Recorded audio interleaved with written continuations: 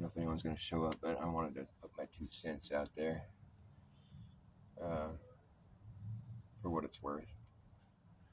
Happy New Year, by the way. Happy middle of the winter. You know what I'm thinking? It's like, yeah, it might be the middle of the winter for us, but it might be spring might be starting somewhere in the world. So you could call it a new year for some people. It's weird to be, you know, abiding by the same calendar worldwide when you think about it. It's kind of funky because we're all at different points in the year all over the world, you know. So to say that it's a new year, you know, and then it's just worldwide. And the year begins at this point and it's worldwide.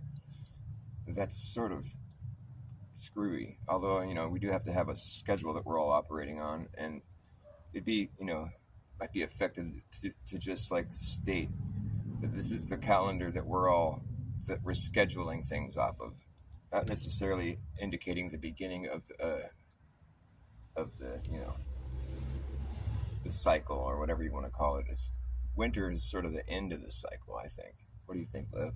Is that Lev? Oh no, it's Dean. Hey, can't see my breath. Yeah. I don't really have a vape handy either.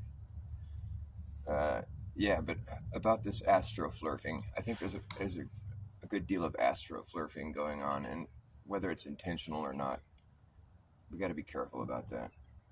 And my New Year's resolution, by the way, is I've already stated I started practicing my New Year's resolution a couple months ago, where I was noticing a lot of spiraling negative, you know, discussions or just negative behavior in general, just amongst people that I usually, you know, would go watch their shows or whatever, and it was starting to bug me, and I think it's generally annoying. It kind of occurred to me that, like, I don't think really anybody wants to have that kind of language or behavior directed towards them. I mean, maybe some people are kind of like want it just so they can, because they like that sort of like the kind of discourse where it's sort of like, you know, you're battling, you know, or whatever. You just who's got the better insult or something. But really, when it boils down to it, I don't think anybody wants to be insulted, you know. So the golden rule would imply that, you know, it's insulting people is really not necessary. Even if somebody comes at you with an insult, what good is it to throw an insult back at them? I think in most cases, you know, you do, it's just insofar as like having a battle, you know, it's like you do kind of hold the higher ground if you don't resort to that. I mean, sometimes the insults can be implied or either can be a condescending tone, which is the same kind of thing, you know. It's like you're digging at somebody, you know. It's like, and whether or not they're being honest or dishonest or fucking, you know, intentionally deceitful, like that's between them and God, really. I mean, it is. I think it's important to suss that kind of thing out and let your opinion be known. You could say my opinion is that I don't really believe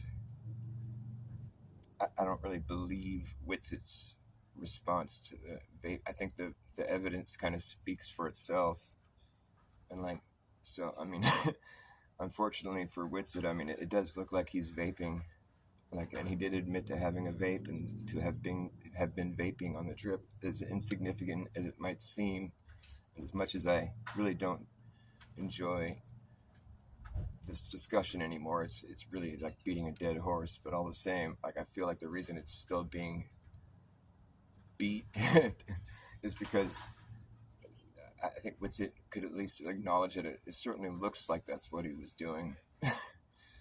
And like, in any case, if that's what happened there, it doesn't necessarily prove the trip wasn't real. However, it does cast doubt on the, you know, just on the, you know, whatever, it just casts some doubt, which isn't good. It's not a good look. But, you know, if the person who's being accused is vehemently denying it and they claim to have some explanation as to what could have been other than what it looked like, I mean, you kind of left with just having to move on, you know. unfortunately, I don't think it's been settled yet because it's still being talked about, and I think it would do a lot of good to just acknowledge that that's what it looks like, you know, and then just kind of move on from there. Like, in my opinion, that's what it looks like. It seems like there's pretty good, you know, evidence of that, but like it's really kind of not that important to me. But it is. It's. I see why people have created that. You know, have have felt semi concerned about that issue, and it does make sense. I don't think people are crazy for pointing it out, but to allow that to snowball into all this other stuff where it's like, you know, we don't really have solid proof that it was a fake event. However, it certainly seemed like it was a propagandized. I mean, obviously it was. I mean, the way that Duffy was conducting his whole TFE thing, it sure did look like like, I mean, he was coming at it from like the same angle as, like, you know, all these other globers that are just like so ready to shut down the flat Earth discussion, and they're just trying to find weaknesses in the people, and you know, that are talking about it, and just really coming at it from an angle of like, we have to shut this down, or it's like, well, why? Why does it need to be shut down? I mean, anybody who looks at the information objectively should be like, well, the flat Earth discussion really has its points, you know. I mean, being that our objective reality is that of a stationary level plane. I mean, it's, for starters, that's a pretty good, you know, it's got some merit. Uh, you know, I think one of the things I also like about flat Earth is that it's sort of like, I've always been dr.bas backwards my whole life. I've always been like running against the grain because I've never been a big fan of like the trendy, like, let's all be into the same shit. Let's all, you know, jump on the bandwagon. And I've never been one to do that. I've always been sort of like irritated by that kind of thing where there's not a whole lot of individuality going on. Like, and so when I first saw Flat Earth, I thought it was a joke, you know, just like anybody else does. But and I liked it. I was like, oh, that's cool. That's funny. I dig it, you know. But it wasn't until later that I actually was made to look at it closer and realize that these people were serious, and that they have actually some perfectly reasonable talking points. And but what I'm saying is, I was already ready to jump on board the whole thing because I thought it was just so cool. I don't know. There was something punk rock about it that I liked. So I guess I'm kind of biased towards you know, flat Earth. But you know, I just don't know how you could be biased towards the spinning, orbiting, fucking living on the outside of a ball. It's really evident to me that if you're going to be biased in that direction, it's more like an appeal to authority or like indoctrination that's speaking. Although the globe is brilliantly designed, the heliocentric model has been put together in such a way where it's like, I mean, it's brilliant. It really is. And the whole Antarctica 24-hour sun thing is like, well, that was kind of like the linchpin there, like, because if that wasn't observed, I mean, that would have been it for the globe, you know. So I think we all knew how this was going to play out. But I just find it to be so interesting that if this is their big home run, you know, why was it up to Flat Earth to come along and make sure that this was finally documented, like, officially? I mean, there was other videos of it, but not before, like, Flat Earth came along. There wasn't any evidence of it, video. And then it started popping up after it was brought to everyone's attention that there was, like, this thing that we've known for, you know, 100 years, well, however long they've known that there was a 24-hour sun down there. It's like, we've all known this for so long, but like, but how do we know it again? Is just because someone said so? Like, you think there would be like some evidence other than people like, trust me, bro, you know? And so the videos started popping up as soon as that was mentioned, and that just seems sus right there alone. Like, why wouldn't there be any video evidence of that before 2015? And you know, now there's a lot of evidence of it, but like, there's been a couple of videos I know that were actually shown to be fake. I think even one of the videos, the person that made it maybe admitted that it was fake, or that maybe they just admitted that it was doctored or something. I don't know. I think it could be a reality. I'm I know it's irritating for people for me to be on the fence, but like I feel like both sides of the discussion right now, there's both sides of the discussion have some merit, and clearly one side of the discussion is being made to look like they're insane. But that's the least of my concerns. As a flat earther, you really shouldn't be that worried about looking crazy. You got to grow some thick skin as a flat earther. Um, I'm kind of just, I'm not going to cast accusations out on people for one thing. I don't like doing that. I won't do that unless I'm fucking absolutely 100% sure what I'm saying, and even then, I'm just going to say that it's my opinion.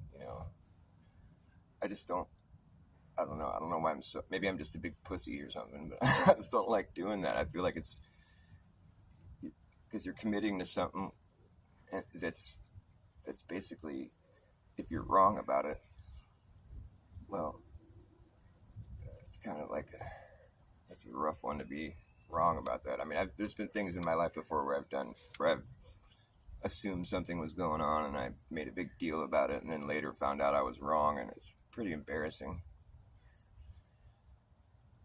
So I like to try to avoid that kind of situation. People online, it's like they get that sort of like, you feel sort of shielded from any sort of repercussions, that might come from your behavior online. But I think that's kind of a pussy way to go. I mean, for lack of a better word, I think that's kind of just a weak stance to hold. Where I feel like it's a good way to challenge yourself to try to conduct yourself online how you would in person. Seems pretty like this. You don't really have to make an argument for why that's a good idea.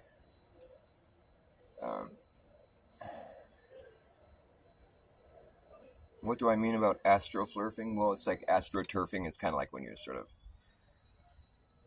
like fake grass. It's like you're sort of like bullshitting people. And the astroflerf, I guess it would be kind of like flat earthers that are bullshitting. And that's something we're trying to avoid as truthers and as flat earthers. We don't want to get bogged down in bullshit. I'm not accusing anybody of astroflerfing, by the way. I'm just pointing out that it can happen.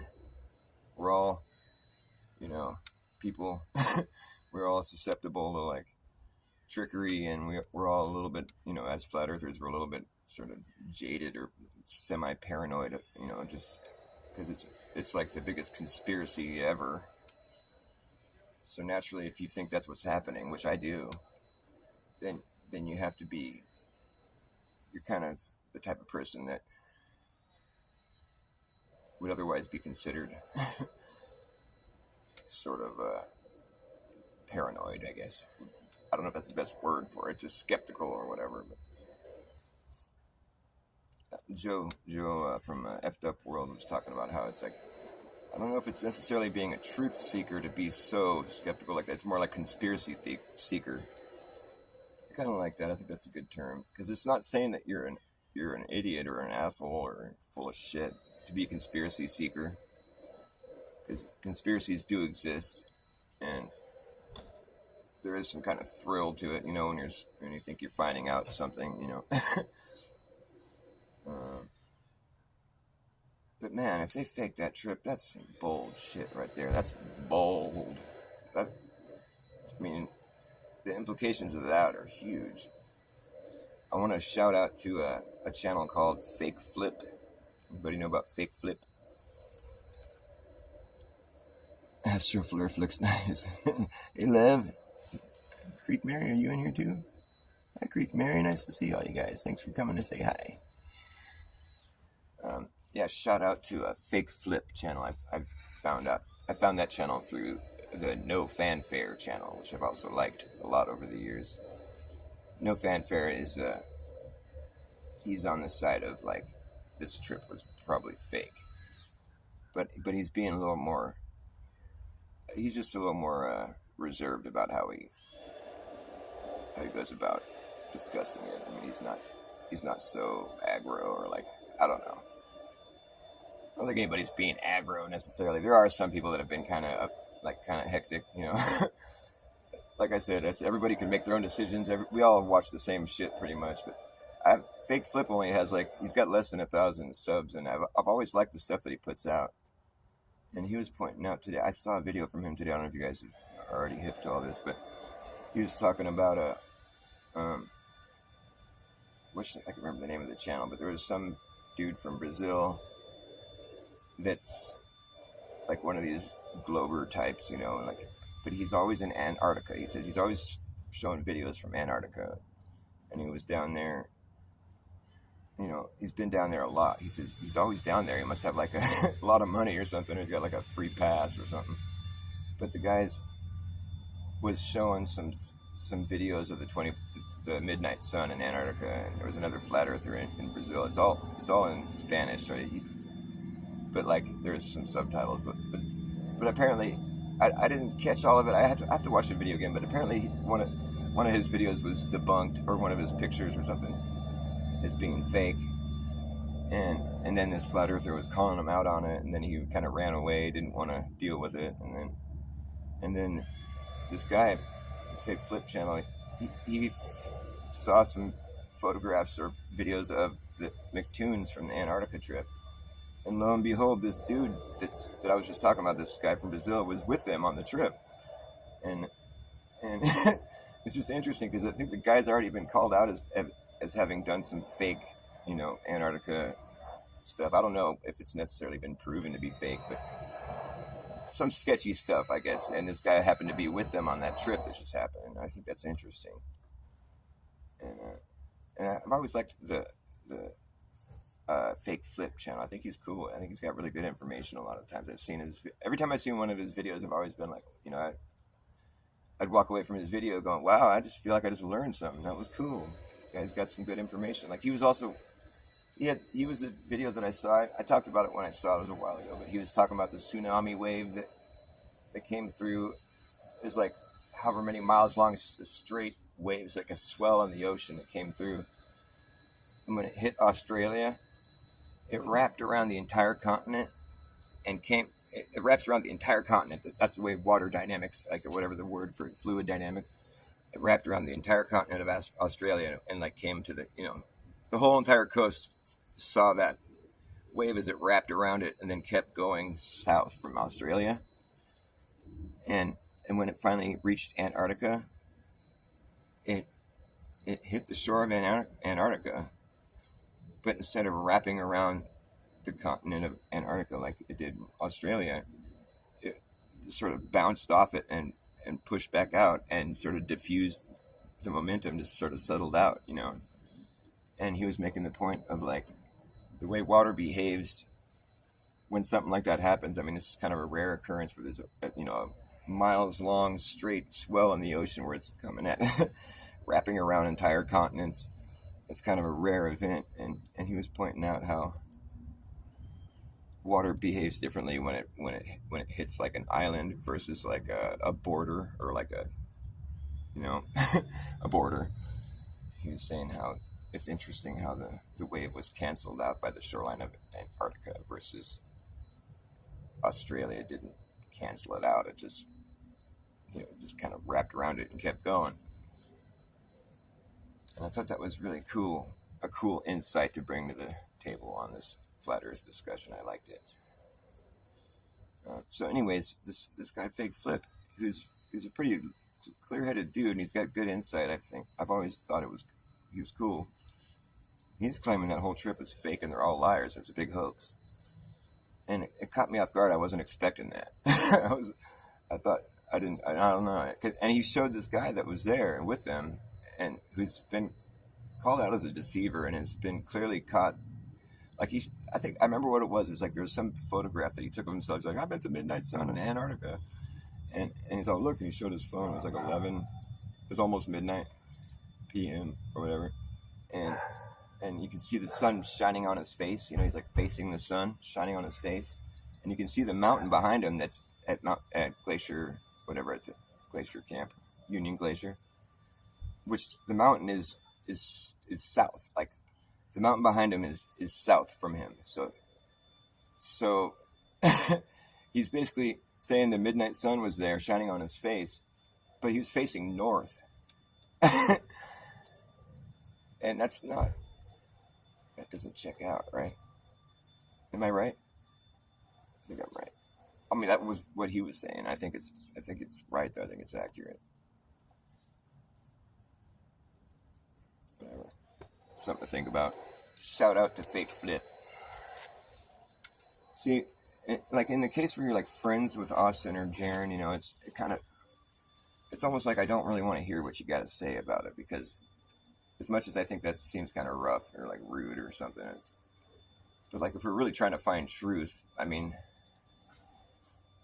it's clearly if you have a friend who's involved, I mean, naturally you're going to be biased towards believing them, and you can't be faulted for that, but all the same, it's not the same thing as like looking for truth when you're biased for whatever reason.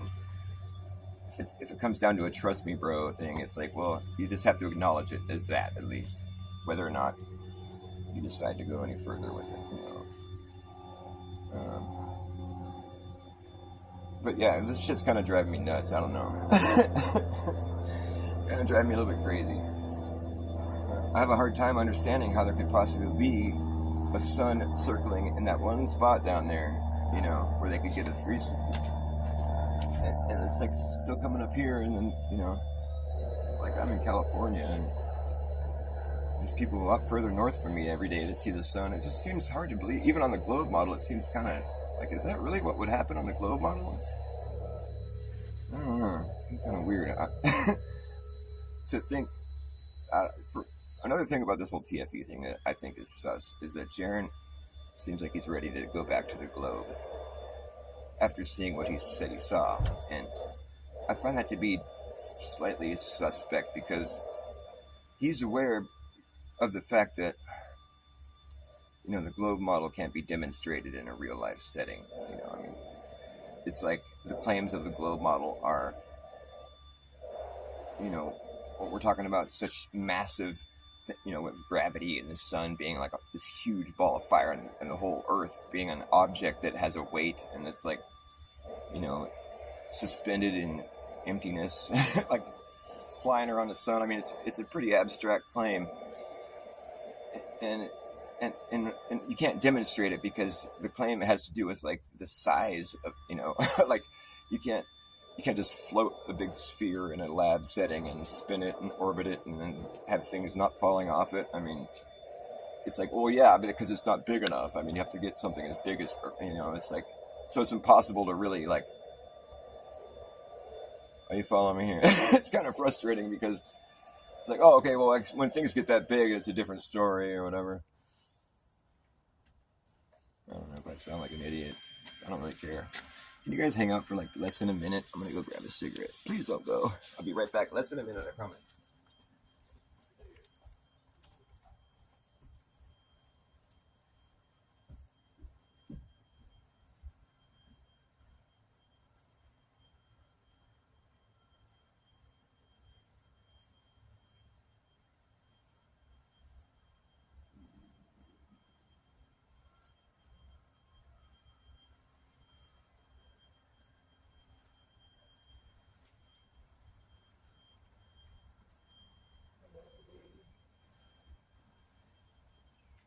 They're always making noise out here. There's always some noise.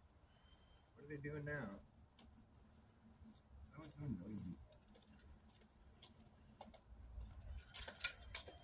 I was going to play some music, now I got this guy over here. Can you hear the noise in the background? Is it loud? Thanks for hanging out. I'll play a couple songs.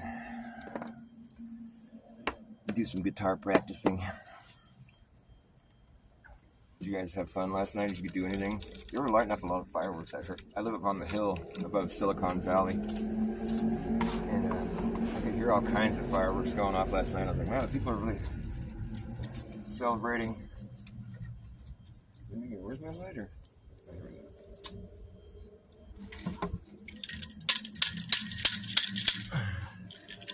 This is kind of cool. Maybe I should put this thing on my foot so I could like tap to the beat. I'm gonna try that.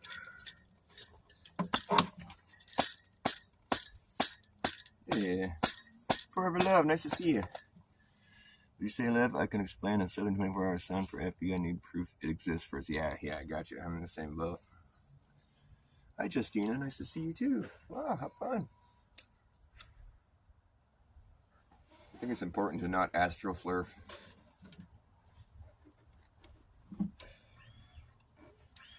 As a flurf, we have to be careful about what we say, because we're claiming truth. We want to be truth seekers, so it's like it's especially important for us all to be, truthful, honest. If someone sees a video of you taking a hit off a vape, you just gotta admit it, Move on. Move on, so we don't have to fucking focus on some dumb little minutia like this. However, it's not dumb if it's like evidence of dishonesty. I mean, like I said, we don't want to be astroflerfing. To astroflerf is like, it's a bad look, man. Gotta try to keep the vibration high.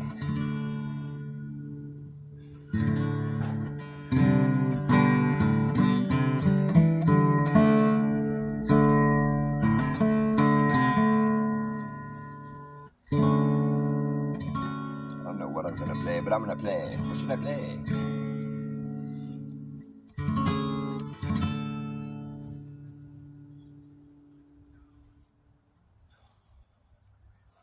Some new songs I was working on, but not really like flushed out yet.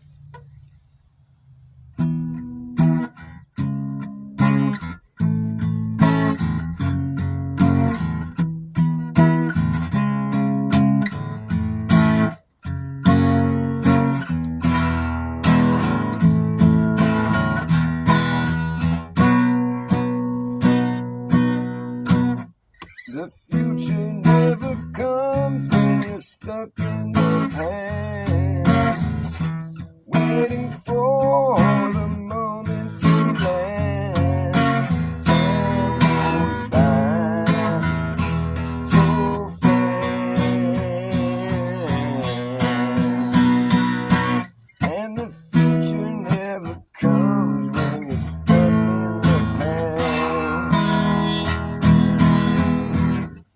That's all I got for that one. I think it's a good idea. Future never comes when you're stuck in the past.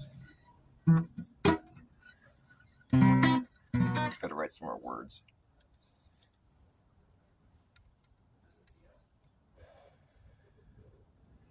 And I've been working on my song, The Great Bazaar. The Great Bazaar. Do you know where you are? You're in the Great Bazaar.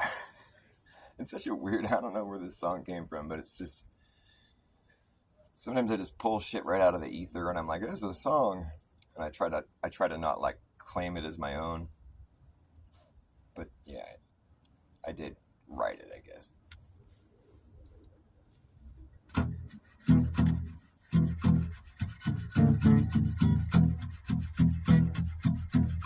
Do you know where you are? You're in the Great Bazaar. Do you know where you are? It was the truth, and when I found it, a power brought me down underground, showed me things I'd seen in dreams, secrets crawling from the tunnels of my mind. It was my mind, and when I touched it, a power brought me down underground, showed me things I'd seen in dreams, fractured scenes. There's a voice that's calling out to me, come with me behind the screen, come with me into Bazaar. All you see is not for real, come with me into the Great Bazaar.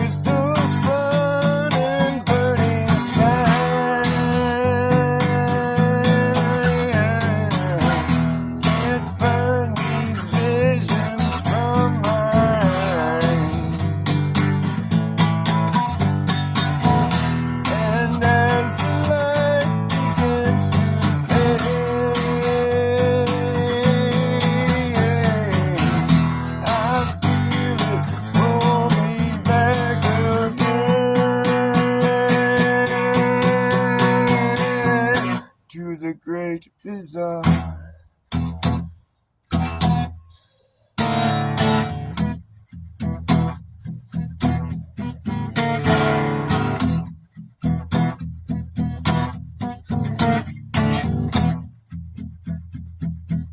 Do you know where you are?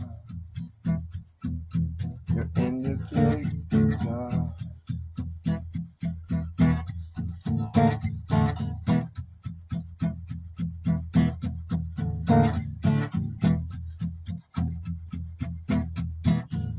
Secrets crawling from the tunnels of my mind. It was my mind, my mind.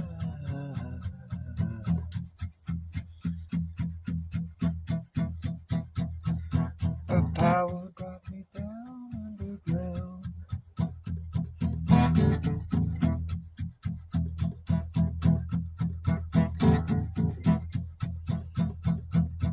Showed me things I'd seen in dreams,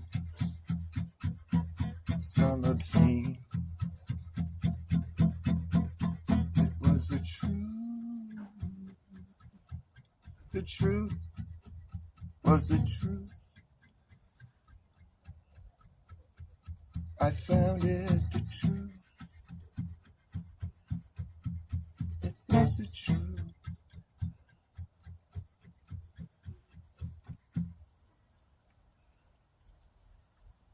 It goes something like that. The Great Bizarre. The Great Bizarre. I just like that word, bizarre. Bizarre. Bizarre debris. I like the word debris. Debris. We evolved from lifeless space debris. That's why I don't like the globe model, the heliocentric garbage. Is because if you follow that line of thinking all the way down, you have to accept that we evolved from lifeless space debris. And that's a tough one to swallow. As much as it's hard to think of a creator and all that, the creator, think of that versus the lifeless space debris. I mean, it's just one of these theories is so empty feeling and meaningless, while the other theory is, it just seems so divine and so full of inspiration and soul. I mean, is that apparent to everyone else? Sure, you could say either idea sounds crazy because we can't just show that, but like, I think, everything is evidence of God, but we get so stuck in our, how do we know there's one God, or is there a male God and a female God, or is there, why do we call it, is it something that we'll never really comprehend? Is the Bible just God's word? It's clearly been written by people, but I feel inspired by God at times. I could say that God is, we could make the argument that every word that's ever been uttered was God. We can make the argument that people say things and it's God speaking at you. Maybe God is just consciousness itself. Because that's where we kind of, like, for lifeless space debris, and there's no consciousness yet. Clearly the big change, clearly where the miracle occurred, where consciousness was introduced to this. Because prior to that, what's the point? It just seems sort of like a weird thing to say that there was a time when there was no consciousness. It just kind of boggles the mind. Like, how could that even be? Something to think about. The Big Bang. It's funny how everything that's ever happened, all this vast knowledge, all this evidence of history, and just like, I think when we look back on history, like, there's a lot of holes in the story that we're offered. And like, with the discussion of the old world buildings, and there's clearly architecture here that was left behind. Even like with the mainstream history is willing to admit, there's, we have evidence of cult societies that lived here before that have left behind these mysterious structures. And I find it to be really interesting that there's like these, the way some of these structures are shaped or built. I mean, it's like worldwide. We find pyramids all over the world. We find star forts all over the world. We find these mounds, and there's just a lot of commonality where it's like we weren't supposed to be, you know, like as connected throughout the world as we are now. Like according to history, they make it sound like there was societies that were forming in different isolated parts of the world that didn't know each other yet, and for us all to have built similar structures worldwide. I mean, the star forts, I guess they're claimed to have been built at the point when, I don't know though. The star forts are really interesting. I really like that discussion. I just don't know why we were never taught about that. I don't remember hearing anything about star forts up until I started watching conspiracy channels. Something I was listening to the other night, I forget where I heard it, but it was just people talking about the free energy, that was allegedly being harnessed by some of these old structures that have like the antiquitech, they call it. And there was mercury they find like a lot of gold and mercury and like conductive metals, but mercury especially is interesting because I guess mercury responds to like electromagnetic waves or frequencies. It causes it to turn, which you can take that and run with it, like that idea. If all that's required is some electromagnetic energy being directed at this mercury causes motion, you can deduce from there that you can harness energy off of that. And like I guess in a lot of these, I want to look more into like some of the actual destruction of some of these old world buildings. Like if you look into the history of all these old really beautiful buildings that were torn down or they burned down or whatever, it's like you see that there was certainly a lot of demolition going on for in America, for instance. It's like why was there so much demolition going on? Like you think like when you're like building your country from the ground up, you wouldn't be so ready to just tear down these massive structures that were like beautiful, What was the need for that? Like, I mean, why would you spend so much time and so much like skill being applied to this construction of these places and then just have it torn down all like 10 years later or whatever, it burns down? I mean, it just seems kind of weird. And it's just weird that every city in our countries in America had like its great fire. It wasn't a terrible fire, it was a great fire. And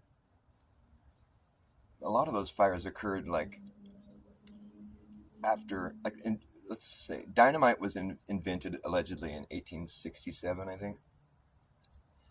And if you do some research on these great fires, like the fire in San Francisco that happened after the earthquake in 1906 or whatever, allegedly, according to the mainstream historical account, there was like fucking dynamite being used as a means to try to create fire breaks.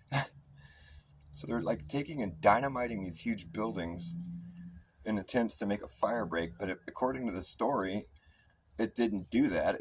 It simply caused more destruction and more fire, but they didn't stop doing that.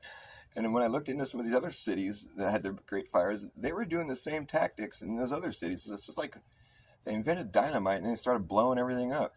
Like when an earthquake happens, you're pretty shocked, like a big one.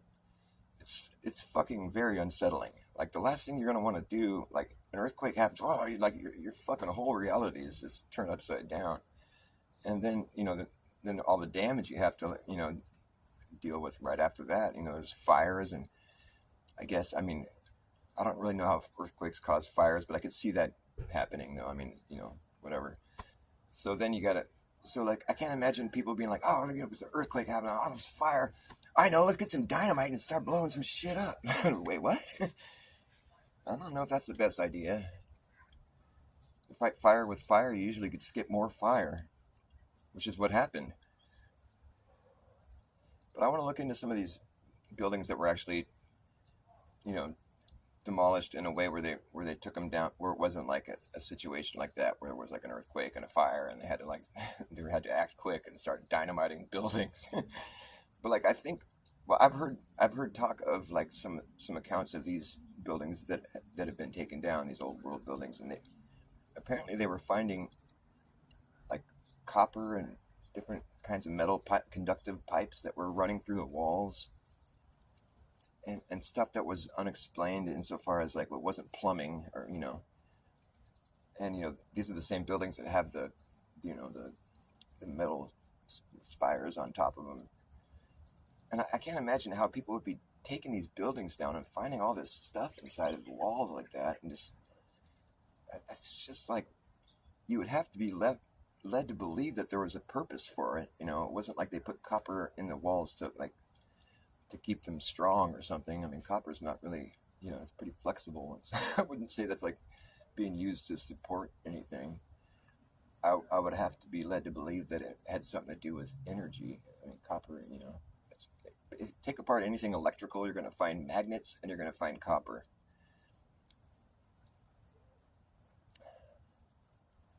I just find that to be really super interesting.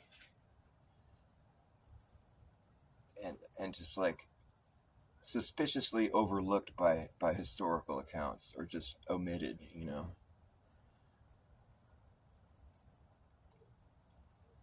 Something to think about. I don't even know why I got on that topic, but it fascinates me though. It'd be fun to I mean, not that I would ever want to partake in the demolishing of one of these beautiful buildings, but it'd be so cool to have some first-hand experience with what they were finding inside those buildings. Like I feel like a lot of stuff regarding that discussion has been omitted from it, or just like completely ignored by historians in general. I'm waiting for that conversation to reach the mainstream, or I mean, basically, if Netflix never picks up, and does a documentary about the old world buildings, that I find to be suspicious, because it's a very interesting discussion, but it's clearly indicating a worldwide conspiracy that's like a massive, like it's very concerning, really, if you to the implications of that conspiracy theory, the Tartarian discussion, and all that. It's just it is hard to swallow, really. It really makes you scratch your head. But like it seems as though most conspiracies find their way into the mainstream one way or the other. The moon landing and flat Earth. I mean, you can look. Maybe Netflix didn't shy away from those topics, so I'm waiting for the old world shit to pop up on Netflix. And if it doesn't, I find that to be interesting, because it's fascinating, and there's all. I mean, it should grab anyone's attention, and especially if you can manage to leave out the conspiracy part of it. If you just address the facts, like these buildings kind of seem out of place, and it's sort of hard to believe. Like there's a like, I think it's in Denmark, maybe, or some country with a D, but it's a marble church. I was watching I think it was today. It was My Lunch Break channel. He was talking about. You guys probably know about My Lunch Break. It's a great channel. I like it, although it's kind of like sort of tabloidish, but I still like it. But he's talking about this marble church, and it's incredible. It's like this massive. It's so big, and it's so many. Like there's like millions of tons of marble that went into the construction of this place. It was built back in like fucking 1,200 years ago or something, and just the logistics of it. It becomes so overwhelmingly like lacking in information. Like how would you manage to move that much weight around? They're claiming that they got the marble from Italy. It's like the distances they would have had to travel with all this millions of tons of marble, on a horseback or whatever they were doing was back in the day. It's like it becomes pretty impossible to believe that it was made by a primitive people. they had nothing better to do but just haul all this marble around and make this massive fucking church, the marble church. I could fucking look at that kind of information all day. It's totally fascinating. Like, have we really fallen that far, or are we just a different people? Like, this whole idea of losing the technology, I think that's so dumb. It's like, I've lost a lot of technology. I do that all the time. I lose my phone. I'm like, oh, fuck, I lost the technology. But then I go down to the store and I buy a new one. Can you imagine if you went down to the store to buy a new phone and they're like, oh, we lost the technology? Oh, you what? Yeah, we don't have phones anymore. We lost the technology. It just got lost. And it's painful to build it back. I mean, there's a lot of work that went into that. We just lost all of it. Bummer, dude. Okay, I guess we don't have phones anymore. It's going to be difficult to build that one back. It's going to take a while. It's going to be a painful process. Losing technology is a bitch, man. It really is. Because you make all this headway, all this progress, and then you just lose it. You're like, there it went. It's gone. You see the technology incinerated as it entered the atmosphere. Well, no, because they had fancy heat shields. The heat shield protected them from being incinerated. All they had left from their trip to the moon and back was this little pod. The logistics of the moon trips are just like, it's laughable. They had to get on top of that Saturn V rocket or whatever it was called.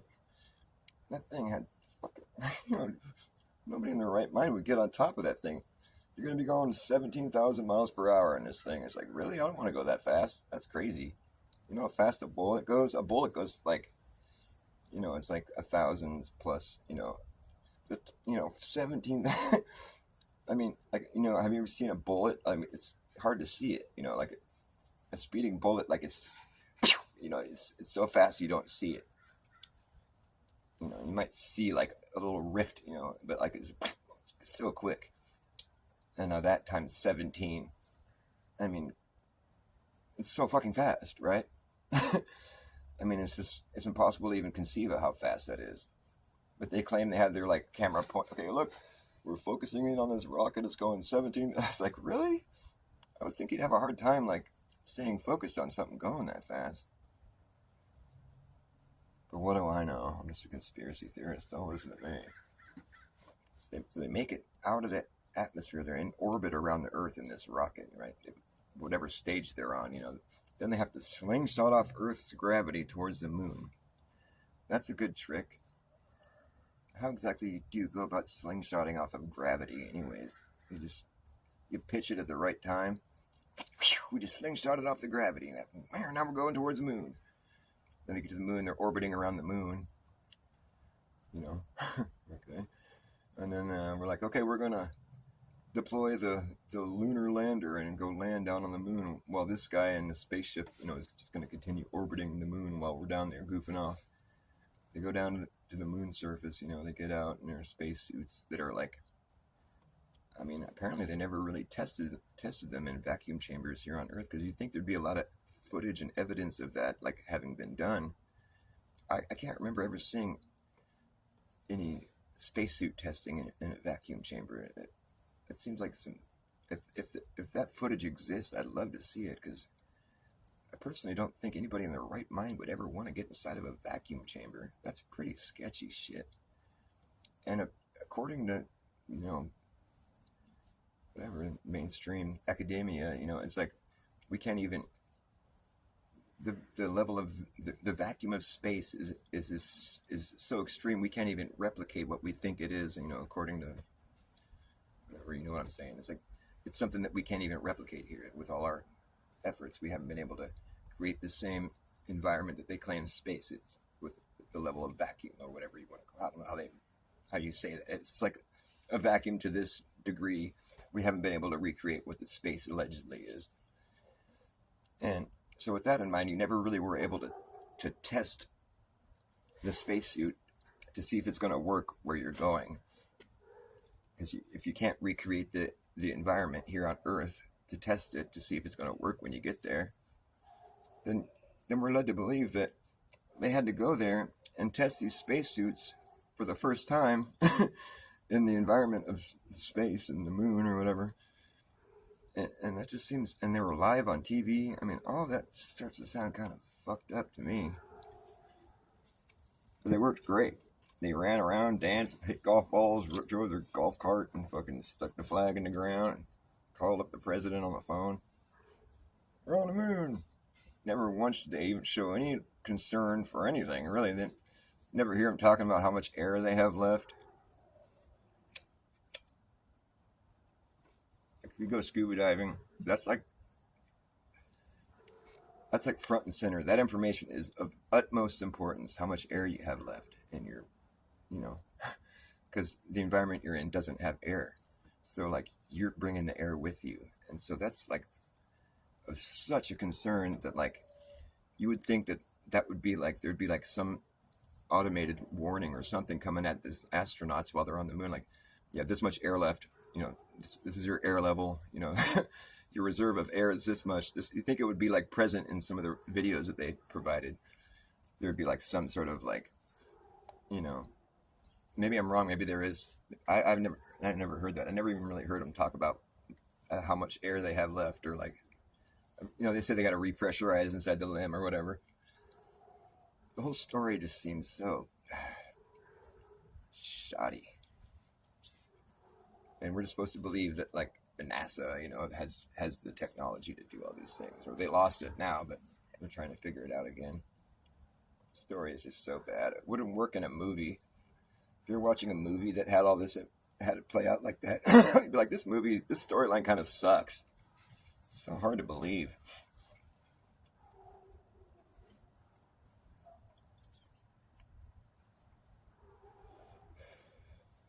I'm going to play some songs. I don't know what I want to play, though. What are you guys talking about? Yeah, you're right. Forever Love. Yeah, there was, like, they bombed Dresden or whatever in Germany, I guess it is. And it was totally needless. Like, they had already, like, apparently there was already, like, the war was already over pretty much. Like, there was discussions being had about, like a truce or a ceasefire or whatever. The war was pretty much over. And here comes, I think it's the United States that did, I don't know, it's the Allies, the Western Allies or whatever, came and dropped bombs on Dresden. And it's just outrageous. So many innocent people died, and, like, they just destroyed all this beautiful architecture. And that part of the story just, it doesn't get addressed for what it's worth. Like, that was not necessary. And they just kind of, like, what was the point of that? Like, it's so awful. It almost just seems like the only reason they did that was just to go fucking destroy a bunch of stuff, and kill people, obviously. But, like, but to what, like, strategic, like, what was the point? There's no good argument made for that. And that just plays into the same topic of, like, the general, like, disregard for older architecture, where they just demolish it or they bomb it. They fucking needlessly destroy these places. They burn them down. They take dynamite, try to make a fire break. It becomes evident that there is, like, patterns in the story where, like, why does everything have to get destroyed all the time? Why does all these old world buildings that are so beautiful and so big, like Penn Station in New York, so huge, so amazing, so mind-boggling, and they tore it down because it was messy or something. It's too hard to keep clean. But it was just so huge, and it was just, I think it was probably just, it was kind of just hard to believe why they would have built it like that. Maybe that's why they tore it down. It just stood out too much. Like, I don't remember hearing about that in history class when I was growing up. Like, we came here with humble means. We were like, they talk about, like, having to learn how to farm here and having to, fucking build log cabins, and we're, working from the ground up. We have to go source all the materials, to build masonry buildings. You're going to have to go find, quarries, and you're going to have to start quarrying all the material, transporting it. I mean, we had trains at a certain point, but, like, just transporting all that material and then getting it quarried, and then then the skill that's involved, when it comes to like making a building that's going to last and that's going to support the weight of all this fucking masonry. In Philadelphia, the municipal building there's like fucking allegedly a wall that's 27 feet thick of stone. How in the fuck? I mean, how would you even go about doing that? I mean, I have a hard time overlooking that kind of thing. And that building is incredible too. And there's like these big vaulted ceilings. It was like, you consider the amount of weight that's being supported. There's no, like, you look in some of these rooms where it's just like it's a huge open room and the ceiling is just, it's way up there. And there's like all this masonry, this heavy stone that's just hanging, it's up on the ceiling. It's overhead, but they got it all supported just right somehow. I mean, there's a lot of skill that goes into that. I mean, I don't remember learning about there would have to have been all these special, like these schools that teach, that level of skill. And there's a lack of information on all that, not to mention a lot of these buildings were just founded. They don't get any information about how it was built, that it's founded it. And it's sketchy. Our forefathers founded this country.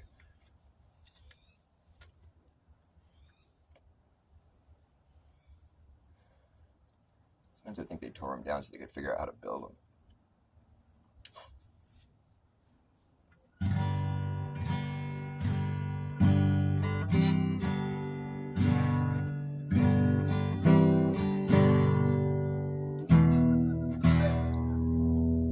Yeah, Papa was a rolling snowball.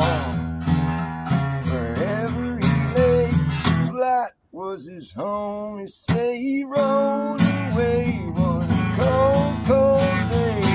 He's out there rolling, still rolling down this hill. The further he rolled, the bigger he got, until he got so big that he could not stop. Roll on, Papa! Woo! Yeah, Papa was a rolling snowball. Wherever he lay, flat was his home. Yes, he rolled away one cold, cold day. He's out there rolling, still rolling down this hill. He burst through the front door, proceeded to melt into a puddle on the floor. Till Mama came in and mopped his ass up. Oh, Papa! Woo! I'm a snowball too, just a rolling after you.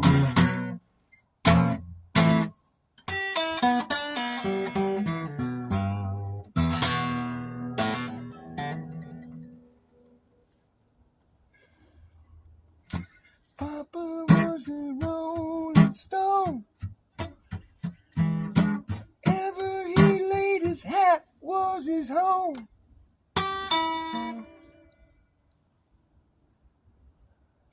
And when he died, all he left us was alone.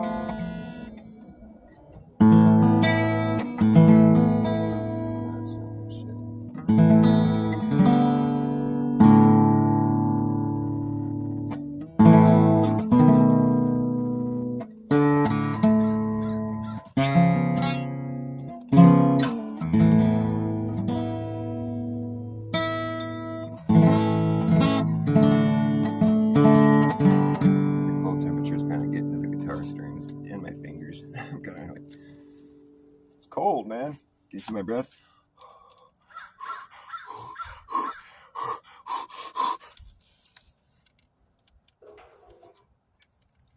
Can you see my breath?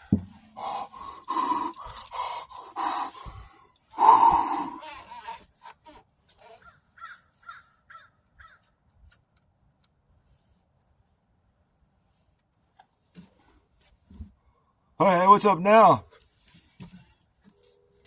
Sorry, sometimes I can't help but troll. I'm out of control. I can't help but troll. I'm out of control. Most control freaks are out of control. You ever know that? Notice? You ever know? You ever notice that or know that?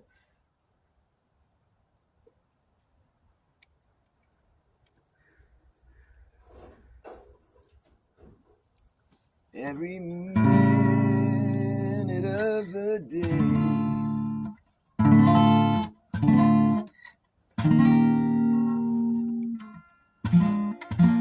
Working on the song. It's not quite done yet, though.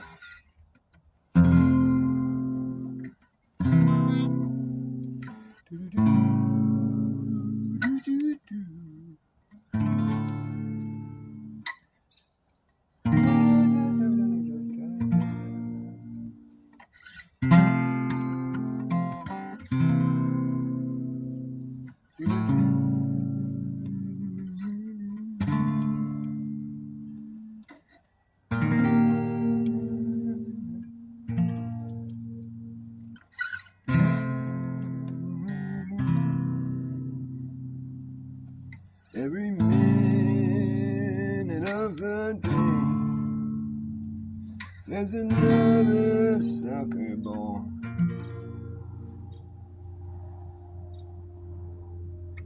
They fall for anything.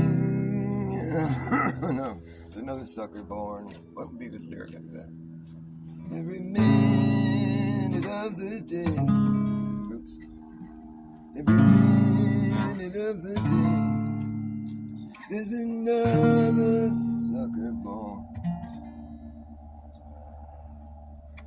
They wear that dunce cap, that flat earth dunce cap. There's another sucker born. They mock them and they stop them from pursuing the truth. As they gaslight you.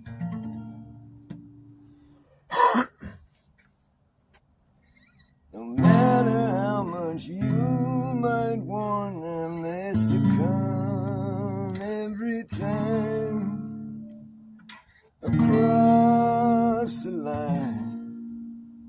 We've seen it all before, we know the score. You're an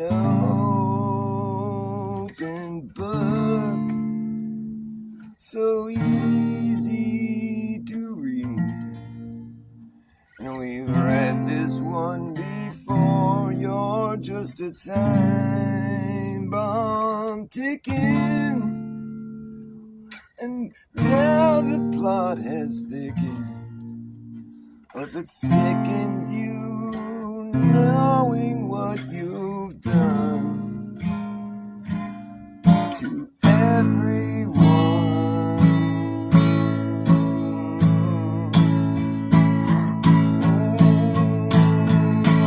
oh, Satan rhymes with hating and he's baiting that hook, always trying to reel you in. Yes, he's sitting there waiting for you to look, and now you have sinned. He's always waiting, yeah, Satan rhymes with hating, and he's baiting that hook, always trying to reel you back in. Well, he's sitting there waiting for you to look, and now you've been hurt. And it's a slippery slope as you slide down alone. When I throw you a rope and throw you a bone, and you'll come back home, thinking he's your friend. up until the end when you discover he's not your brother. Undercover, Satan runs with hating and he's baiting that hook, always trying to reel you in. Yes, he's sitting there waiting for you to look. You're like an open book.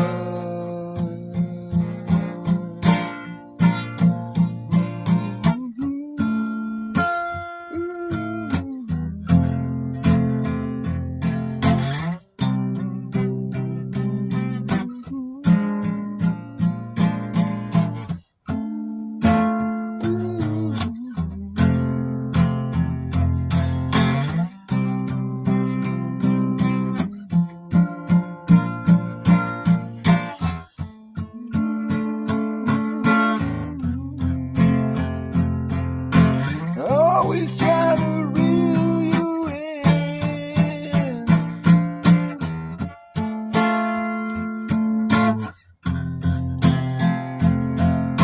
He's always trying to reel you in.